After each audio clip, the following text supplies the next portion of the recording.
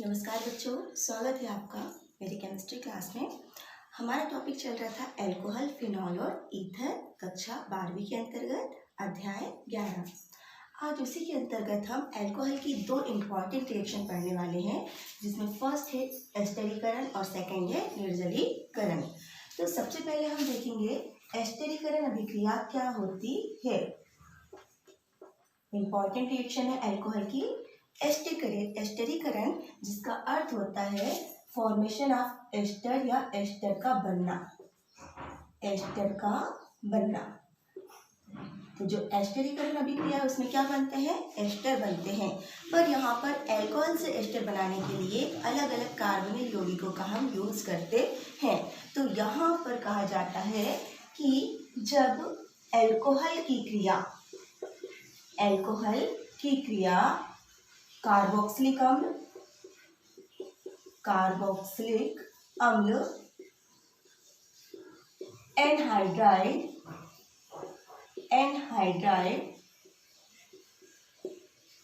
व acid chloride से होती है। एसिड हैलाइड बोल सकते हैं हम यहाँ पे, एसिड हैलाइड से होती है। तो इन तीनों की अभिक्रिया के फलस्वरूप हमें एस्टर मिलते हैं।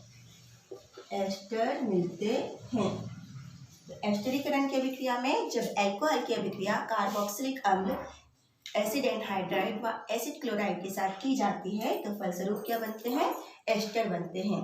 अब यहाँ पर अगर हम एल्कोहल का फॉर्मूला देखें तो हम जानते हैं ये क्या है, ROH, और वहीं हम एस्टर की बात करें तो वो क्या हो जाता है, RCOOR। इसे कहा जाता है एस्टर।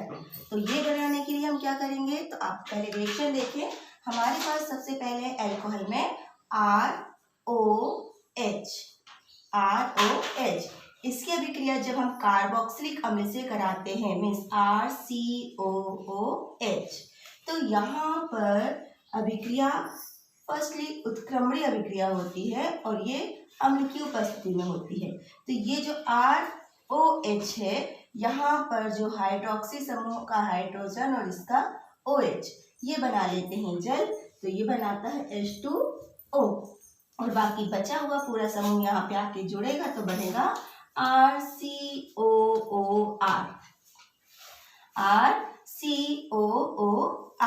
तो यहाँ पर ये क्या बन गया, एस्टर।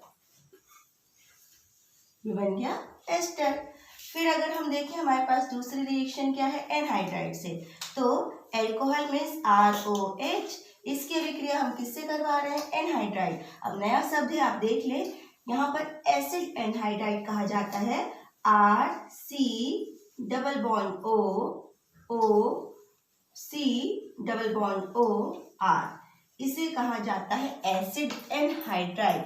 ये जो एसिड एनहाइड्राइड है इसको हम ऐसा भी लिखते हैं RCO2O। किस तरीके से, यहाँ पर ये RCO और ये RCO, ये दोनों सेम है और दोनों किससे जुड़े हुए हैं, ऑक्सीजन से।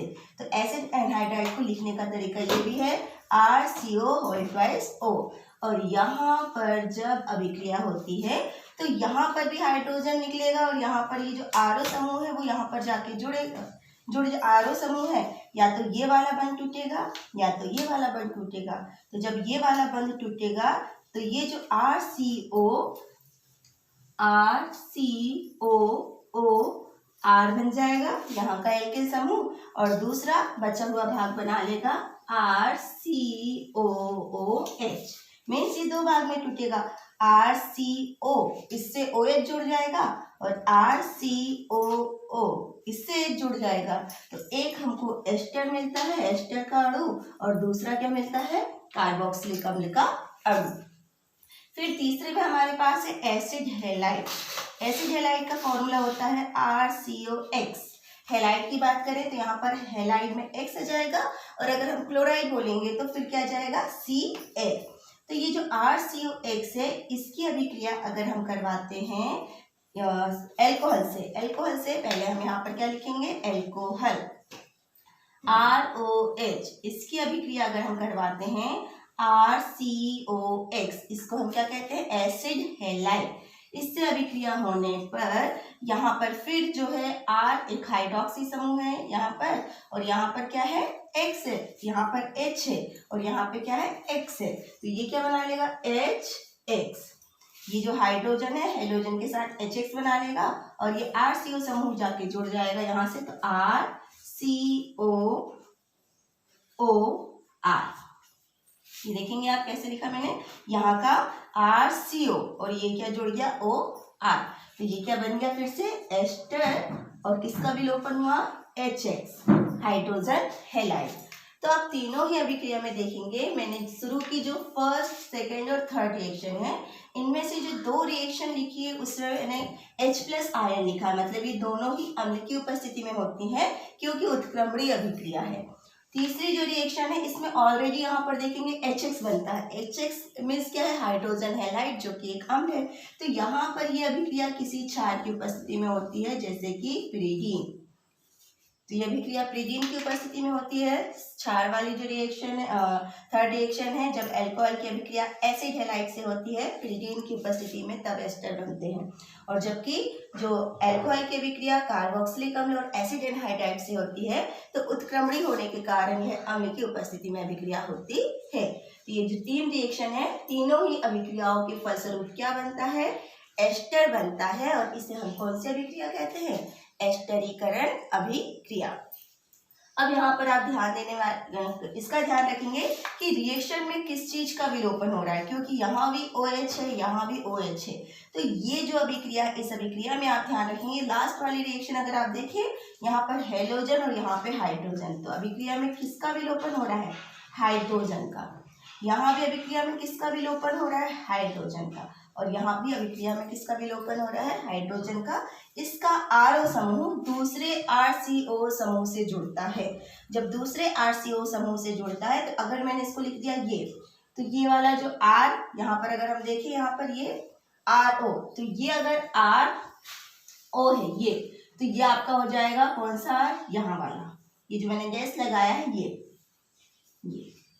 तो ये दो प्रकार के एल्किल समूह हैं, तो अल्कोहल का एल्किल समूह को मैंने RO लिखा है और जो दूसरा हमारे पास समूह है उसको मैंने इस तरीके से डैश बना दिया है, ठीक है। तो ये कभी कभी कुछ रिएक्शन हम बनाते हैं तो हमको क्लियर नहीं होता है कि R कौन सा एल्किल कौन सा, तो ये वाला जो R है वो अल्कोहल का है और ये वाला जो R है वो हमारे पास इन समूहों का है। तो ये हुआ एस्टरीकरण। अब हम कुछ एग्जाम्पल देखें एस्टरीकरण का, क्योंकि इंपॉर्टेंट रिएक्शन है, जो रिएक्शन आती है वो एल्किल समूह के नाम से नहीं आएगी। आपके पास कुछ एग्जाम्पल हैं जो मैं बता देती हूँ।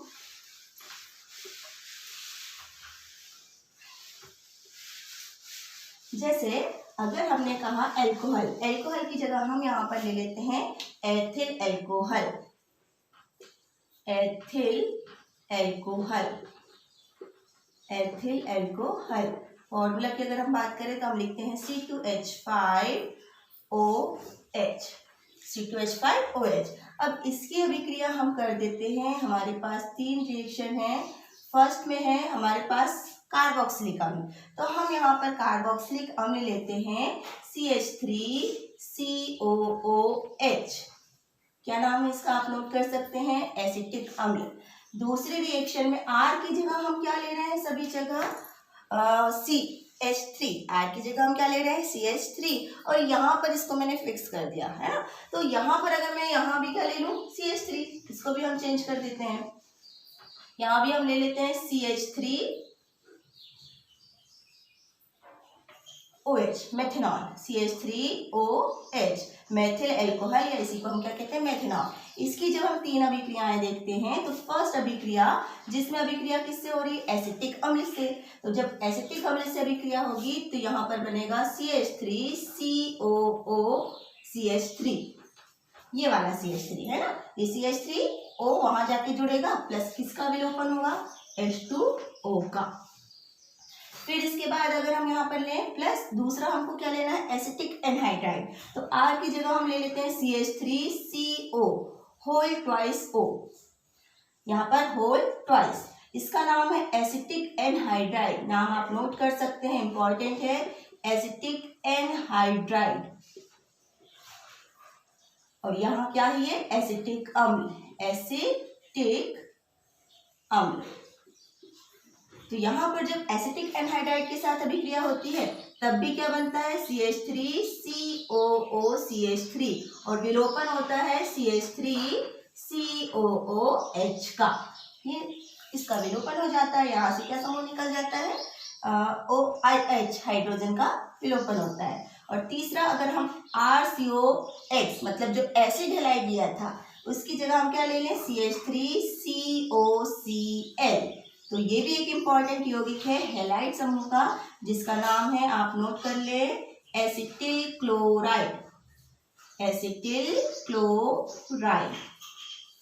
तो जब एसिटिल क्लोराइड की अभिक्रिया होती है तो किसका विलोपन हो रहा था, HX का, तो यहाँ पर क्या हो जाएगा, HCl।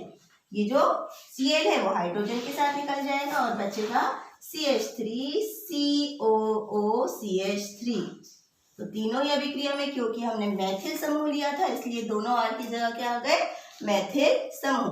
अब इस अभिक्रिया में हमको ध्यान देना है, फिर से यहाँ पर अभिक्रिया है मेथनॉल की है, फर्स्ट रिएक्शन में एसिटिक अम्ल से, सेकेंड है एसिटिक एनहाइड्राइड और थर्ड है एसिटिल क्लोराइड। और तीनों ही अभिक्रिया में ये जो एस्टर बन रहा है उसका नाम है मेथिल एसीटेट। मेथिल एसीटेट नाम नोट कर लेंगे आप, मेथिल एसीटेट। तो ये जो रिएक्शन है इंपॉर्टेंट है क्योंकि आपके पास क्वेश्चंस आते हैं, मेथिल एसीटेट कैसे बनाते हैं, एल्कोहल से मेथिल एसीटेट बनाइए। तो यहाँ पर जब मेथनॉल की अभिक्रिया एसिटिक अम्ल से होती है तो मेथिल एसीटेट बनता है, या मेथनॉल की अभिक्रिया एसिटिक एनहाइड्राइड से होती है तो भी मेथिल एसीटेट बनता है, या मेथनॉल की अभिक्रिया एसिटिल क्लोराइड से होती है तो भी मेथिल एसीटेट बनता है। अब कई बार पूछ लेता है कि एथिल एसीटेट कैसे बनता है, इंपॉर्टेंट कंपाउंड है एथिल एसीटेट। अब यहाँ पर ये जो आप ध्यान देंगे ना, एसीटेट क्या है वास्तव में, हम बोलते हैं CH3COO। ये जो समूह है ना बेटा ये कहलाता है एसीटेट, और इससे अगर मेथिल समूह जुड़ गया तो मेथिल एसीटेट, एथिल समूह जुड़ गया तो एथिल एसीटेट। अगर मुझे एसीटेट एथिल एसीटेट बनाना है तो हम यहाँ पर क्या लिखेंगे, CH3COOC2H5। तो ये हो जाएगा एथिल एसीटेट। अब मुझे अगर एथिल एसीटेट बनाना है तो इसी रिएक्शन में मैं मेथनॉल की जगह क्या ले लूंगी, C2H5OH एथेनॉल। ये हमारा है मेथनॉल और मेथनॉल से हम क्या बना रहे हैं, मेथिल एसीटेट। लेकिन अगर हम लेते हैं एथेनॉल रिएक्शन में तो क्या बन जाएगा, ethyl acetate. For example ethanol की अभिक्रिया जब हम एसिटिक अम्ल से कराते हैं CH3COH, अम्ल की प्रेजेंस में अभिक्रिया होती है, उत्क्रमणीय होती है, तो ये भी ध्यान रखेंगे। तो इस अभिक्रिया में ये जो बन रहा है CH3COC2H5 प्लस H2O, तो इसका नाम क्या हो जाएगा, एथिल एसीटेट। तो अगर हमको यहाँ पर क्या होता है जब एथेनॉल की अभिक्रिया एसिटिक अम्ल से कराते हैं, तो ये रिएक्शन आपको लिखनी है। एथेनॉल की अभिक्रिया एसिटिक अम्ल से कराने पर एथिल एसीटेट बनता है। तो ये इंपॉर्टेंट रिएक्शन है, एस्टरीकरण के नाम से पूछी जाती है, या फिर दूसरा क्या हो जाता है इसका नाम, एक तो एस्टरीकरण पूछी जाती है, या फिर क्या होता है जब मेथनॉल की अभिक्रिया एसिटिल क्लोराइड से की जाती है, क्या होता है जब एथेनॉल की अभिक्रिया एसिटिक अम्ल से की जाती है।